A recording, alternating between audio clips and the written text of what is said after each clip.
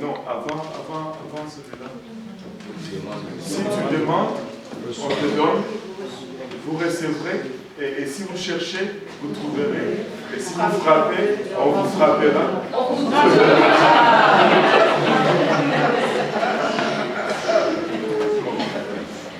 Maintenant que j'ai votre attention, regardez. Si tu cherches, tu vas trouver. Amen.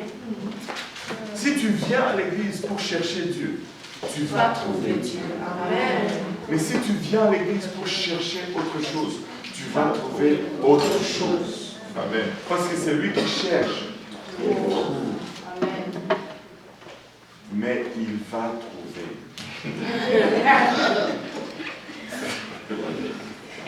Il va trouver. Écoute, il y en a qui viennent à l'église pour chercher des maris. Et ils trouvent des maris. Il y en a qui viennent pour chercher des femmes. Et ils trouvent des femmes.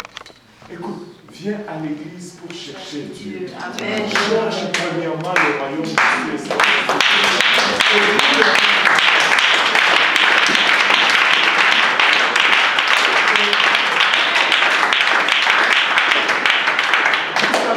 ceux qui ne cherchent pas Dieu, ils se retrouvent toujours dans des troubles. Toujours dans des troubles. C'est quand tu commences à te retrouver toujours dans des mauvaises situations, quelque part, ma motivation est-elle bonne? Quand il y a un problème, tu es toujours concerné. Oh, attention. Est-ce que tu cherches la bonne chose? Cherche Dieu. Cherche Dieu. Analyse ta motivation. Écoutez, je vais finir maintenant. Quand j'étais en route, Dieu m'a beaucoup parlé durant ce voyage. Quand j'étais en route vers le Congo, peut-être parce que j'étais là, en haut dans les airs, j'étais plus proche de Dieu, alors je pouvais peut-être l'attendre plus facilement dans l'avion. Mais quelque chose qui m'a dit, ça m'a bouleversé. Parce que tout le monde dise d'abord motivation. Alléluia. La question du pourquoi. La question du pourquoi. C'est la question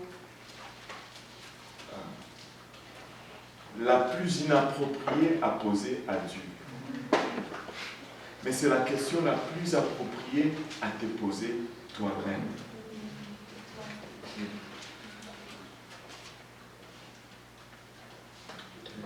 Dieu, pourquoi tu as fait ça? Elle ne fait aucun sens, mais elle fait tout son sens quand tu te poses toi, mais pourquoi est-ce que j'ai fait ça? Et tu trouves instantanément la réponse. La question du pourquoi n'est pas adressée à Dieu. La question du pourquoi, c'est spontané. Et ça te met vraiment dans le droit chemin tout de suite.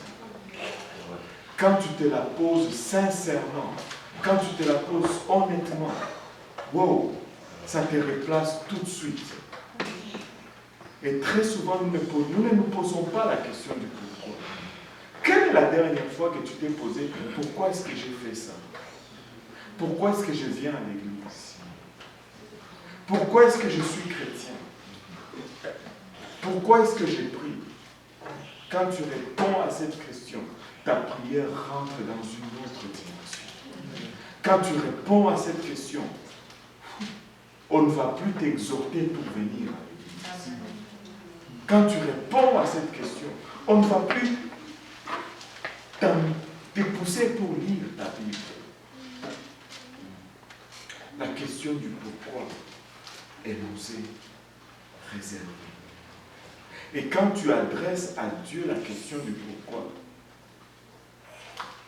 très souvent c'est parce que ce n'est pas parce que tu veux savoir, c'est parce que tu veux remettre Dieu en question. Parce que tu es en train de remettre le jugement de Dieu en question. Pourquoi Dieu a fait ça?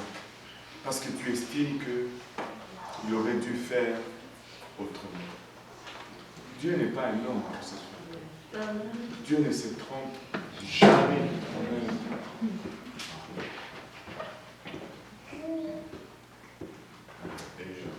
Je ne sais pas s'il y a certains d'entre vous ont regardé Végétel. Les bonhommes là, dans la Bible. Et je me rappelle une histoire de Végétel qui disait ceci. Il dit, vous savez, Dieu, tout ce qu'il a fait est bon et Dieu ne se trompe jamais. Et vraiment, les jurys à regarder tout, à tout examiner. Et Dieu ne se trompe jamais, il a tout bien fait, mais il y a juste, le jury est en train encore de débattre sur la question de l'araignée. Est-ce que Dieu, pourquoi l'araignée? Est-ce que c'est bon l'araignée?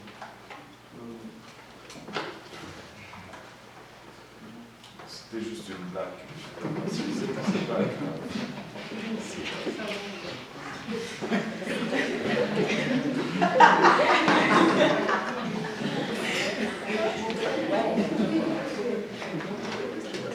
C'est correct. On ne remet jamais Dieu en question. Dieu est Dieu. Ce qu'il dit, c'est toujours juste et c'est toujours bien. Même si c'est dur des fois, mais c'est bien. Amen. Et c'est ainsi qu'on conclut la leçon de Dieu. Est-ce qu'il y a des questions concernant la leçon?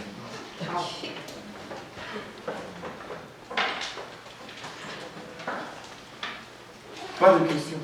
Alléluia. Gloire à Dieu. Oui.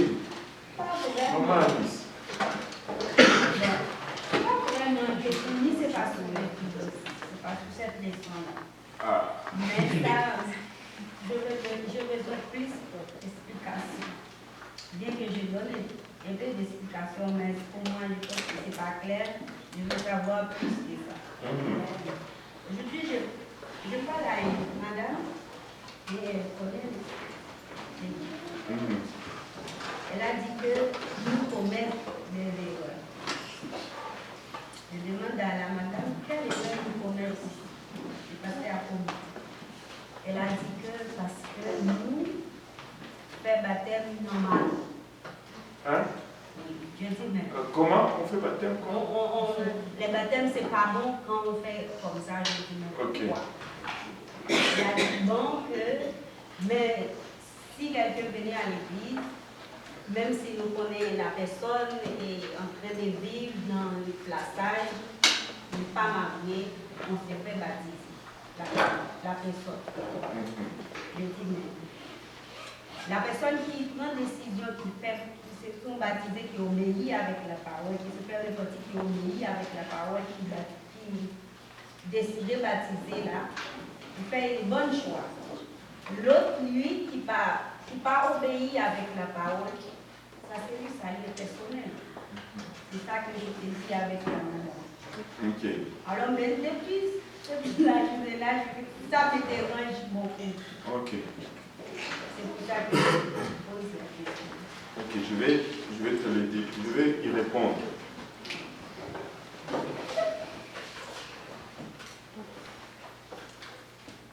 Ce n'est pas parce que j'arrange ma vie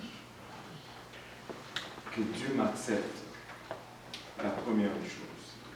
C'est parce que Dieu m'accepte qu'il va arranger ma vie. Et pour le mensonge, est-ce qu'avant de baptiser, on va attendre que quelqu'un arrête de mentir? Pourquoi est-ce que ce n'est pas un péché le mensonge? C'est un péché à même fois que l'adultère. Maintenant, les gens vont vouloir être, je sais pas, être plus bibliques que la Bible. Et c'est alors qu'ils vont faire des choses comme ça. Parce que le but, ce n'est pas, là, son but, ce n'est pas trouver la vérité, mais c'est de te dire que moi je fais mieux. Mais laisse-moi te dire ceci. Si tu veux attendre le jour que toi tu ne commets plus de péchés pour te faire baptiser, tu ne te feras jamais baptiser. Jamais, jamais, jamais, jamais. Mais la repentance, c'est une prise de décision. Maintenant, si quelqu'un vit dans l'adultère, tu lui enseignes la parole de Dieu. Tu lui dis, il faut que tu arrêtes l'adultère. Et il te dit, et c'est normal.